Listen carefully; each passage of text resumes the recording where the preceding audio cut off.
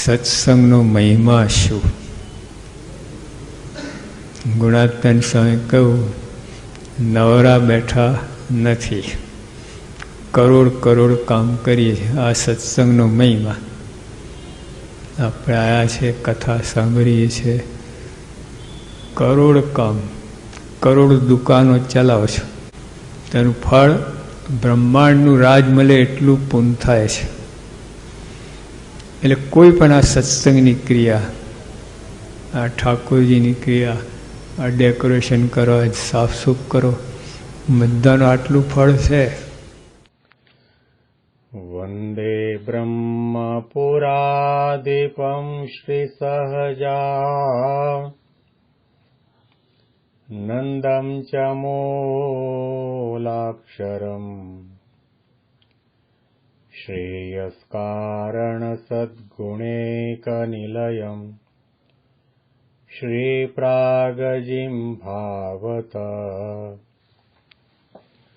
બ્રહ્મોપાસનધારકં ગુરુહરિમ યજ્ઞં તથા યોગિનમ પ્રીત્યેવં પ્રમુખં મહંતમનિશં શ્રીજી સ્વરૂપમ મુદા.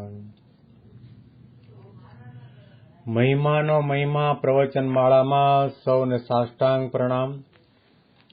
જય Swaminarayan. Happy happy વચનામૃત દ્વિશતાબ્દી મહોત્સવ. હેપી હેપી પ્રમુખ સ્વામી મહારાજ શતાબ્દી મહોત્સવ. પંચાળા પ્રકરણનું ત્રીજું વચનામૃત આપણે 6 દિવસ માટે સાંભળ્યું. એની સમાપ્તિ કરી હવે આપણે પંચાળાના ચોથા વચનામૃતમાં પ્રવેશ કરી રહ્યા છીએ. સ્વામિનારાયણ હરે વચનામૃત પંચાળા પ્રકરણનું ચોથું, મનુષ્ય ભાવમાં દિવ્ય ભાવનું.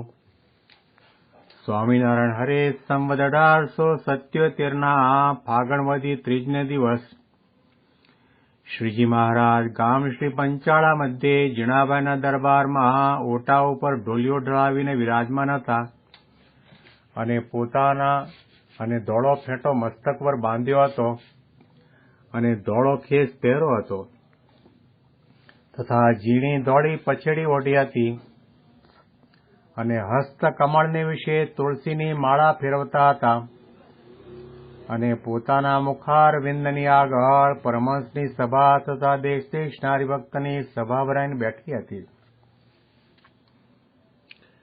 પછી શ્રીજી મહારાજ બોલ્યા, જે સર્વે પરમહંસ પરસ્પર પ્રશ્ન ઉત્તર કરો. ત્યારે મુનિભાવે બ્રહ્માનંદ સ્વામીને પ્રશ્ન પૂછ્યો છે. પ્રથમ તો ભગવાનનો નિશ્ચય હોય અને ભજન સ્મરણ કરતો હોય અને પછી ભગવાનના મનુષ્ય ચરિત્રને દેખીને તે નિશ્ચયમાં સંશય થઈ જાય છે, તેનું શું કારણ છે? મહારાજ પોતે ફાગણ મહિનાની અંદર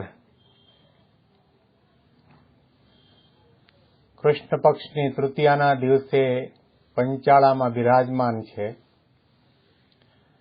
ઉનાળો ચાલુ થઈ ગયો છે એટલે મહારાજે શ્વેત વસ્ત્ર ધારણ કર્યા છે અને સફેદ ફેંટો મસ્તક પર બાંધ્યો છે, સફેદ ખેસ પહેર્યો છે અને ઝીણી ધોળી પછેડી ઓઢી છે અને પોતાના હસ્તકમળની અંદર તુલસીની માળા પોતે ફેરવી રહ્યા છે. ભગવાન અને સંતની કોઈ પણ નાની મોટી ક્રિયા આપણા માટે પ્રેરણાદાયક હોય છે, ઉપદેશદાયક હોય છે.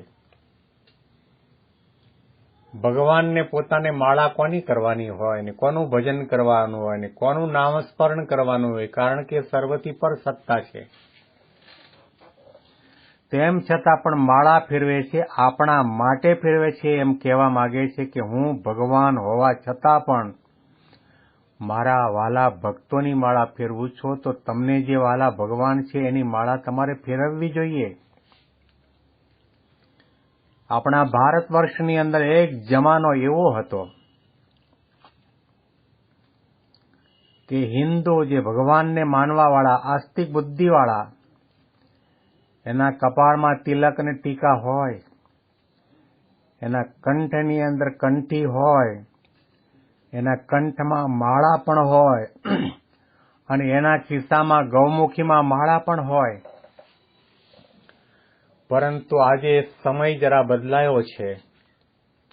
ભગવાનમાં માનતો હોય, તિલક ટીકા કરતો હોય, ગળામાં કંઠી પણ હોય, સવારના પ્રાતઃ પૂજા પણ કરતો હોય, મંદિરે દેવ દર્શન માટે પણ જતો હોય અને સત્સંગમાં અને પારાયણ પ્રવચન સાંભળવા માટે પણ જતો હોય, પણ એના હાથમાં કે એની ગૌમુખીમાં કે એના ખિસ્સામાં માળા ન હોય.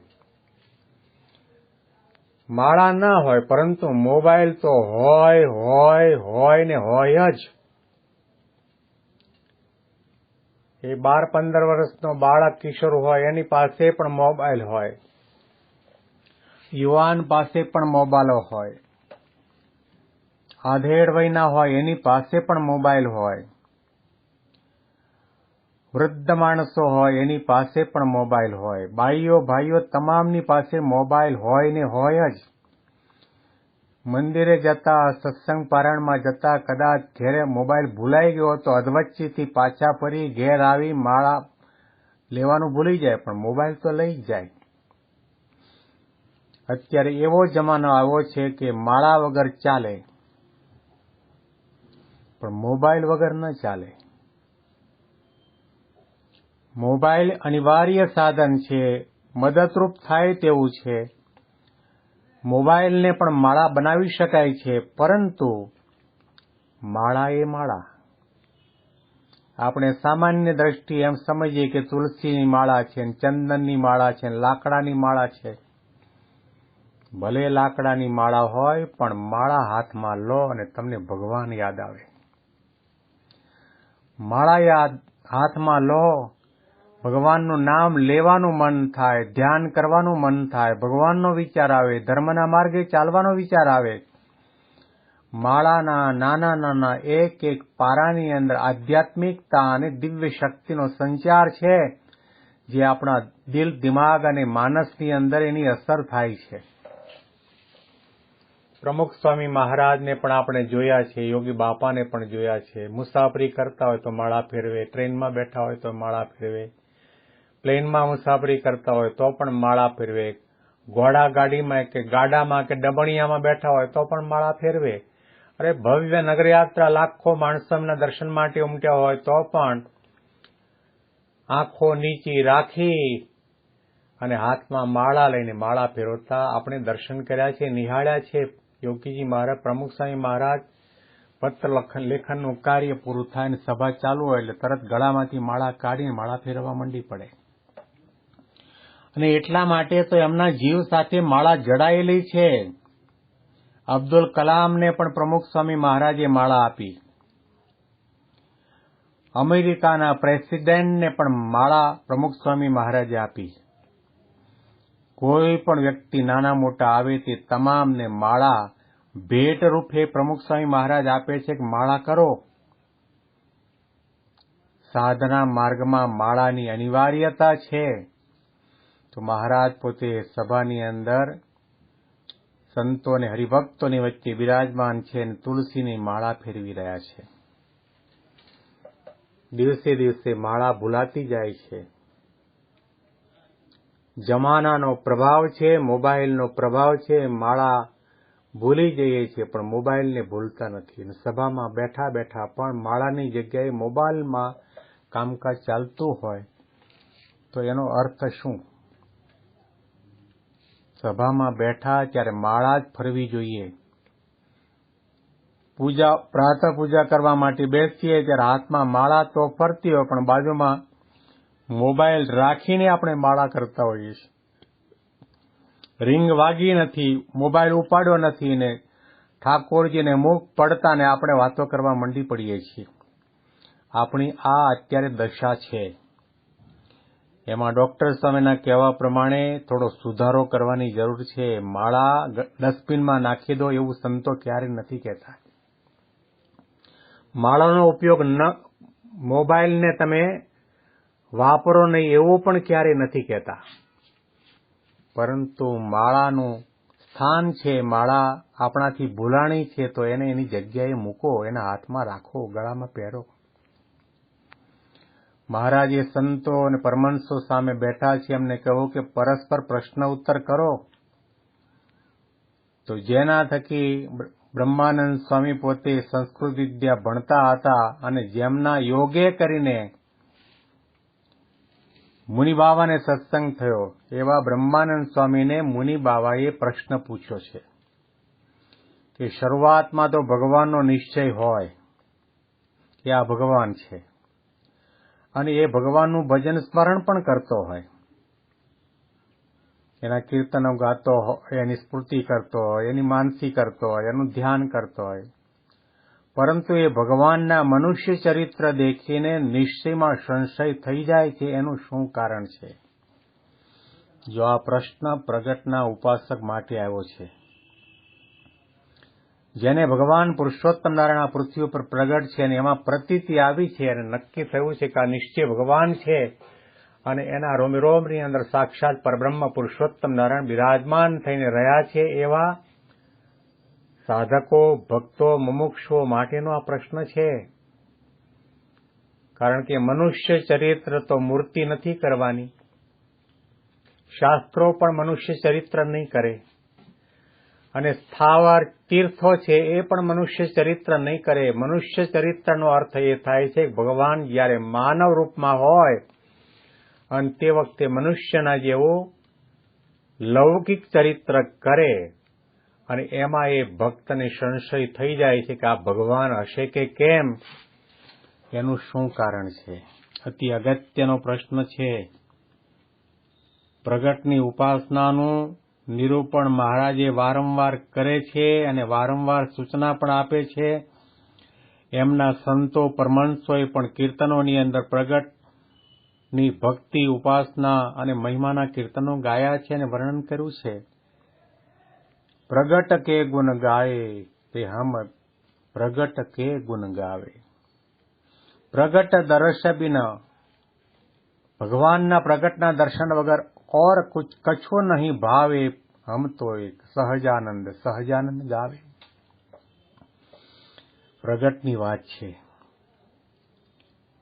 અને ભજન, ભક્તિ, ઉપાસના, સેવા, એમાં પ્રેમ અને પ્રતીતિ સાચા અર્થમાં ક્યારે કહેવાય કે જ્યારે આપણને એ ભગવાનના કોઈપણ ચરિત્રને આપણે વાંચીએ, સાંભળીએ, જોઈએ તો પણ એમાં મનુષ્ય ભાવ ન આવે. આ વચનામૃતનું ટાઇટલ છે મનુષ્ય ભાવમાં દિવ્ય ભાવનું.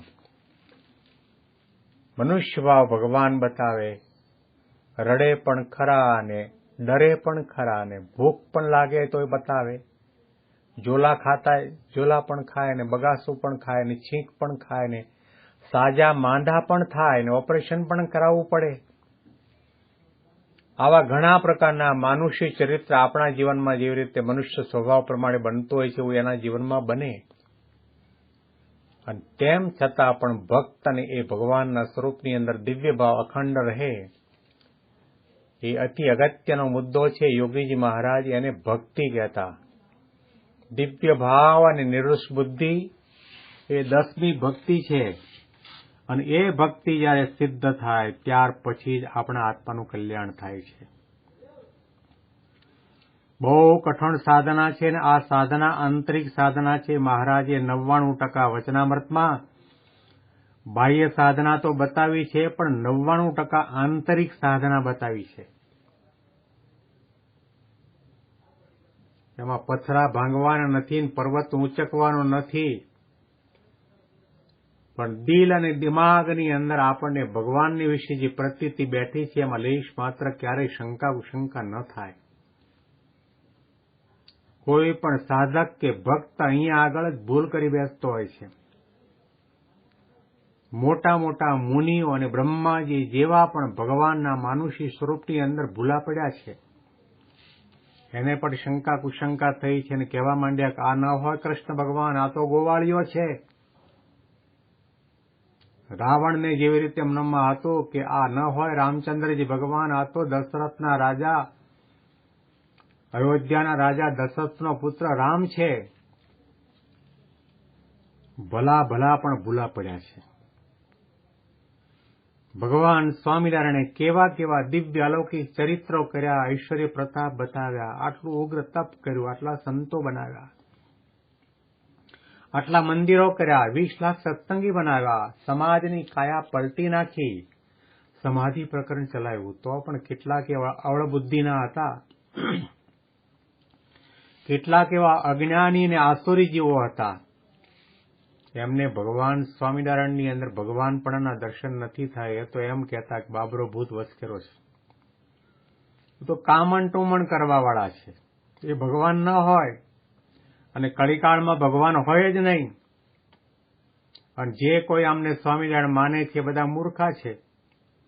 આવી પ્રકારનું બોલવા વાળા પણ હતા, કારણ કે ભગવાનનું માનુષી સ્વરૂપ ઓળખાવું બહુ કઠણ છે. નિર્ગુણ બ્રહ્મ સુલભ અતિ, સગુણ ન જાને કોઈ, સગુણ ચરિત નાના વિધિ, સુની મુનિ મન ભ્રમ હોય. નિર્ગુણ બ્રહ્મ એટલે ભગવાન પોતાના ધામની અંદર છે, એ ભગવાનના સ્વરૂપને નિર્ગુણ તત્વ કહેવાય છે. અને એ જયારે સગુણ સાકાર બને છે, એટલે કે આ પૃથ્વી ઉપર મનુષ્યાકૃતિ ધારણ કરીને પધારે, ત્યારે મોટા મોટા મુનિઓ જે રાફડો થઈ ગયા હોય ને, કેટલી બધી ઉગ્ર તપશ્ચર્યા કરી હોય ને, શાસ્ત્રોનું અધ્યયન કર્યું હોય, તો પણ એને ભગવાનના માનુષી સ્વરૂપની અંદર શંકા કુશંકા થાય. કારણ કે એમ ભગવાન કહેવાય. પ્રમુખ સ્વામી મહારાજ એટલા માટે ઘણી વખત વાત કરતા કે ઉપર છે તે દેખાતા નથી. મહારાજ પોતે અક્ષરધામની અંદર બિરાજમાન છે, અનંત મુક્તોની વચ્ચે દિવ્ય સિંહાસનમાં બિરાજમાન છે, એ દેખાતા નથી. અને સામે બેઠા છે તે મનાતા નથી. આ તકલીફ છે. ઉપર દેખાતા નથી અને સામે બેઠા છે તે મનાતા નથી. અને કેમ ભગવાન કહેવાય? એ તો સાધુના કપડામાં છે, પાણી ઉપર તો ચાલતા નથી, આકાશમાં ઉડતા નથી, ભસ્મ ખંખેરતા નથી, ચમત્કાર પરચા પરચી બતાવતા નથી. ભગવાન કેવી રીતે માનવા? આવી પ્રકારના ઘણા ઘણા સંકલ્પ વિકલ્પની ઘટમાળ મનુષ્યના દિમાગની અંદર ચાલતી હોય છે. તો મુનિ બાબાએ આ પ્રશ્ન બ્રહ્માનંદ સ્વામીને પૂછ્યો કે શરૂઆતમાં ભગવાનનો નિશ્ચય હોય, ભગવાનનું ભજન સ્મરણ કરતો હોય, પણ ભગવાનના મનુષ્ય ચરિત્ર જોઈને એને સંશય થાય છે. એનું શું કારણ છે? એના અનુસંધાનમાં વિશેષ વાતો આપણે આવતીકાલના પ્રવચનમાં આ જ વચનામૃતના માધ્યમથી મહારાજના શબ્દોથી સાંભળીશું. તમામ સંતો હરિભક્તોને મારા સાષ્ટાંગ પ્રણામ. જય સ્વામિનારાયણ, જય સ્વામિનારાયણ, જય સ્વામિનારાયણ.